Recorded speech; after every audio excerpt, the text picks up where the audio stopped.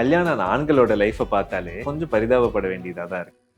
மென் face பண்ணுற நிறைய ப்ராப்ளம்ஸில் first என்னன்னா, அவங்களோட அம்மாவுக்கும் அவங்களோட ஒய்ஃப்க்கும் நடுவில் ஏகப்பட்ட ஈகோ கிளாஷஸ். அம்மாவையும் விட்டு கொடுக்க முடியாமல் ஒய்ஃபையும் விட்டு கொடுக்க முடியாமல் ஒரு பேலன்ஸில் இருந்து மெயின்டைன் பண்ணுறது ரொம்பவே கஷ்டம். இன்னொன்று, கேர் ஃப்ரீயாகவே தான் எப்பவுமே பசங்க இருந்திருப்பாங்க. எல்லா இடத்துலையும் வேலை கரெக்டாக நடக்கும். ஆனால் அவங்க ஆட்டிடியூட் வந்து எதுக்குமே அழட்டிக்காமல் அந்த மாதிரி ஜாலியாக இருக்கிற பசங்க. ஆனால் கல்யாணம் முடிஞ்சிருச்சுன்னா அது அப்படியே அப்சைட் டவுனாக மாறிடும். நீங்கள் ரெஸ்பான்சிபிலிட்டி ஃபீல் பண்ண வேணாம் அப்படின்னு நினச்சிங்கனாலும் உங்களால் அதுலேருந்து தப்பிக்க முடியாது.